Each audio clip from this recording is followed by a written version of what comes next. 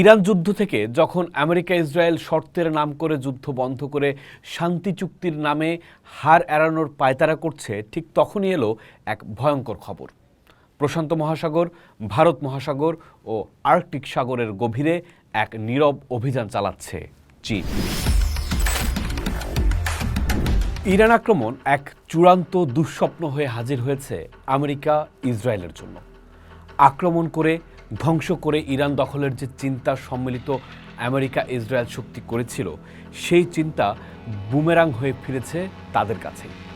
Trump Netanyahu ভাবতেও পারেননি যে খামেনিকে হত্যার পরেও ইরান এমন প্রবল প্রতিরোধ গড়তে পারে।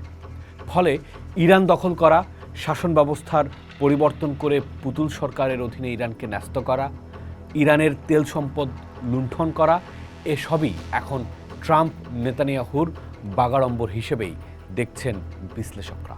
কিন্তু ইরান যুদ্ধ থেকে যখন আমেরিকা ইসরায়েল শর্তের নাম করে যুদ্ধ বন্ধ করে শান্তি চুক্তির নামে হার এড়ানোর পায়তারা করছে, ঠিক তখনই এলো এক ভয়ঙ্কর খবর। প্রশান্ত মহাসাগর, ভারত মহাসাগর ও আর্কটিক সাগরের গভীরে এক নীরব অভিযান চালাচ্ছে চীন। তৈরি করছে সমুদ্রের তলদেশের বিস্তারিত মানচিত্র। পানির নিচে গড়ে তুলেছে পর্যবেক্ষণ নেটওয়ার্ক। কিন্তু কেন সুগভীর সাগর তলের বিস্তারিত মানচিত্র বানাচ্ছে চীন? কি উদ্দেশ্য তাদের? সাউথ চায়না মর্নিং পোস্টের সামরিক বিশ্লেষকদের মতে, সাগরের তলদেশে চীনের এই মানচিত্র তৈরির প্রধান উদ্দেশ্য হল সাবমেরিন যুদ্ধে একচ্ছত্র আধিপত্য বিস্তার করা, যেন চীনা সাবমেরিনগুলো কোনো শব্দ না করে বা শত্রুর রাডারে ধরা না পড়ে মার্কিন উপকূল পর্যন্ত পৌঁছে যেতে পারে। রয়টার্স সূত্রে জানা গেছে, এই মানচিত্রের মাধ্যমেই চীন সমুদ্রের তলদেশের তাপমাত্রা, লবণাক্ততা এবং পানির স্রোতের প্রবাহ নিয়ন্ত্রণ বা পর্যবেক্ষণ করছে।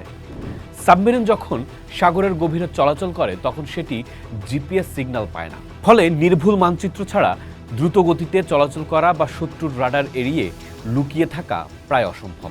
চীন যদি ভারত মহাসাগর ও প্রশান্ত মহাসাগরের তলদেশ হাতের তালুর মতো চিনে ফেলে, তবে তাদের পারমাণবিক সাবমেরিনগুলো মার্কিন নৌবাহিনীর অগোচরেই ক্যালিফোর্নিয়া বা গুয়াম উপকূলের কাছাকাছি পৌঁছে যেতে পারবে।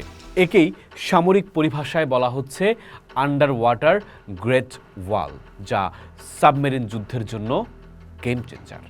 এমনিতেই ইরান যুদ্ধে খাবি খাচ্ছে ট্রাম্প। তার উপর ইরানকে যেভাবে রাশিয়া এবং চীন সর্বাত্মক সহায়তা করছে, তাতে মধ্যপ্রাচ্য থেকে আমেরিকার পালিয়ে যাওয়া ছাড়া অন্য কোনো পথই বোধহয় খোলা থাকবে না।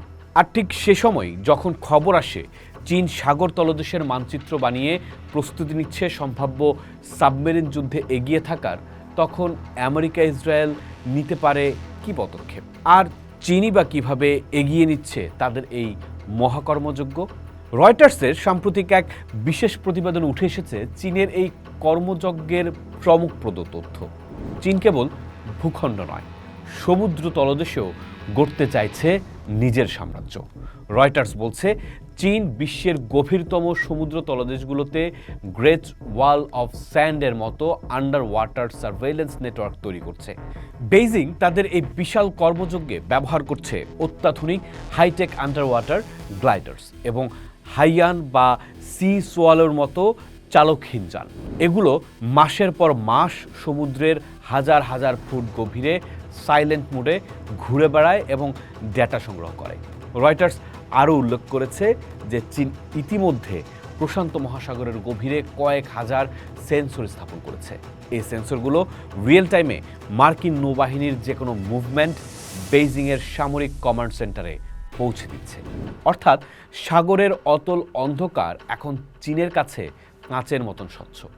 অত্যাধুনিক প্রযুক্তির সহায়তায় চীন সমুদ্রতলের টপোগ্রাফির ভূমিরূপের যেমন সূক্ষ্ম ডিজিটাল মানচিত্র তৈরি করছে যে সমুদ্র তলদেশের পাহাড়, খাদ এবং তাপমাত্রার পরিবর্তনগুলো এতে নির্ভুলভাবে ধরা পড়ছে।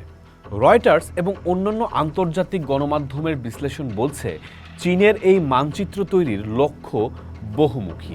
একদিকে যেমন সমুদ্রতলের বিশাল খনিজ সম্পদের ওপর একচ্ছত্র নিয়ন্ত্রণ নেয়া, অন্যদিকে ফার্স্ট আইল্যান্ড চেইন ভেঙে মার্কিন আধিপত্যকে চূর্ণ করা। ট্রাম্প প্রশাসন যখন মধ্যপ্রাচ্যে ইরানের সঙ্গে যুদ্ধে ব্যস্ত, তখন দক্ষিণ চীন সাগর ছাড়িয়ে চীন দখলে নিচ্ছে আর্কটিক সাগরের গুরুত্বপূর্ণ রুটগুলো। রয়টার্সের সূত্রে প্রাপ্ত তথ্যে দেখা যায়, চীন এই ম্যাপিংয়ের মাধ্যমে এমন এক আন্ডার ওয়াটার করিডোর বানাচ্ছে যা দিয়ে অনায়াসে মার্কিন স্যাটেলাইটকে ফাঁকি দিয়ে তারা পারমাণবিক মিসাইল বহনকারী সাবমেরিন মোতায়েন করতে পারবে। এদিকে বিবিসি ও গার্ডিয়ানের তথ্য অনুযায়ী চীনের এই অভিযানের পেছনে রয়েছে বিশাল খনিজ সম্পদের হাতছানি। সমুদ্রের তলদেশে আছে বিপুল পলিম্যাটোলিক নোডুলস। বিরল এই খনিজ ব্যাটারি এবং চিপ তৈরিতে ব্যবহৃত হয়।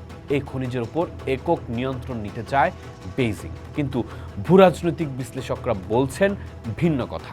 তাদের মতে চীন আসলে আমেরিকার ব্লু ইকোনমি এবং নৌ আধিপত্যকে চ্যালেঞ্জ করার একটি বড় ধাপ হিসেবেই এই মানচিত্র তৈরি করছে। ট্রাম্প প্রশাসন যখন মধ্যপ্রাচ্যের মরুভূমিতে ইরানকে নিয়ে ব্যস্ত, ঠিক তখনই শি জিনপিং তার থাবা বসিয়েছেন সাগরের অতল গভীরে। এদিকে দ্য ইকোনমিস্টের একটি প্রতিবেদনে দাবি করা হয়েছে, চীন নিজেকে এখন একটি নিয়ার আর্কটিক স্টেট হিসেবে দাবি করছে। আর্কটিক বা উত্তর মেরুর বরফ গলে নতুন নৌপথ উন্মুক্ত হওয়ার সাথে সাথে চীন সেখানে মানচিত্র বানাচ্ছে। এর উদ্দেশ্য হলো ভবিষ্যতে রাশিয়ার সাথে মিলে এক নতুন বৈশ্বিক বাণিজ্যিক রুট তৈরি করা, যা সুয়েজ খালের বিকল্প হিসেবে কাজ করবে এবং যেখানে আমেরিকার কোনো কর্তৃত্ব থাকবে না। প্রশ্ন হচ্ছে, চীনের এমন কর্মকাণ্ডে আমেরিকা কি চুপ করে বসে থাকবে? পেন্টাগন এবং মার্কিন গোয়েন্দা সংস্থাগুলো চীনের এই ম্যাপিংকে দেখছে রেড সিগন্যাল হিসেবে। সিএনএনের ডিফেন্স ডেস্কের মতে, আমেরিকা চীনের এই ম্যাপিং অভিযানকে তাদের জাতীয় নিরাপত্তার জন্য বড় হুমকি মনে করছে। পেন্টাগন মনে করছে, চীন যদি এই মানচিত্র এবং পর্যবেক্ষণ নেটওয়ার্ক সম্পূর্ণ করে ফেলে, তবে প্রশান্ত মহাসাগরে আমেরিকার অস্তিত্ব হুমকির মুখে পড়বে। মার্কিন প্রতিরক্ষা বিশেষজ্ঞরা বলছেন, এটি কেবল গোয়েন্দাগিরি নয়, এটি যুদ্ধের প্রস্তুতি। ইতিমধ্যেই আমেরিকা তাদের আকাশ চুক্তির মাধ্যমে অস্ট্রেলিয়াকে পারমাণবিক সাবমেরিন দেওয়ার কাজ ত্বরান্বিত করেছে।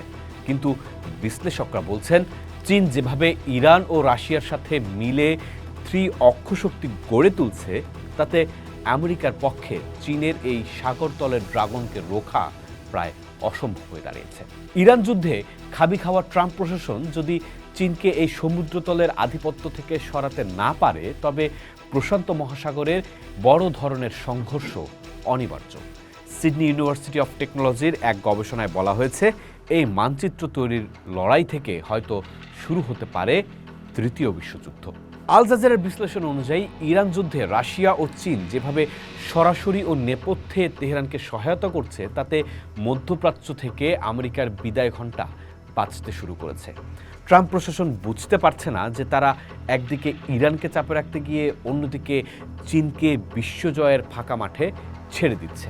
চীন এখন শুধুমাত্র স্থলপথের বেল্ট অ্যান্ড রোড ইনিশিয়েটিভে মনোযোগী নয়, তাদের মনোযোগে আছে জলপথের তলদেশ দিয়ে আমেরিকাকে ঘিরে ফেলার নীল নকশা চূড়ান্ত করে ফেলা। গল্পটা এখন আর শুধু ইরানের মাটির নয়, লড়াইটা ছড়িয়ে পড়েছে 7 সমুদ্রের অতল অন্ধকারেও। ইরান দখল করার যে দিবাস্বপ্ন ট্রাম্প ও নেতানিয়াহু দেখেছিলেন, তা এখন বুমেরাং হয়ে তাদের দরজায় কড়া নাড়ছে। যখন তারা মধ্যপ্রাচ্যের চোরাবালিতে আটকে আছে, তখন চীন নীরবে সমুদ্রের তলদেশ জয় করে বিশ্ব মানচিত্রটাই বদলে দিচ্ছে। সাগরের তলদেশের এই মহাযুদ্ধে আমেরিকা কি পারবে চীনের অত্যাধুনিক প্রযুক্তিকে টেক্কা দিতে? চীন যদি একবার সমুদ্রের মানচিত্রকে নিজের পকেটে ভরে ফেলে, তবে ওয়াশিংটনের পতন হবে কেবল সময়ের ব্যাপার। বিশ্ব কি তবে এক নতুন মেরুকরণের সাক্ষী হতে যাচ্ছে, যেখানে ডাঙায় ইরান আর পানির নিচে চীন হবে নতুন বিশ্ব ব্যবস্থার নিয়ন্ত্রক? পোস্ট দেখুন, ভাবুন, করুন, থাকুন পোস্টের সাথেই।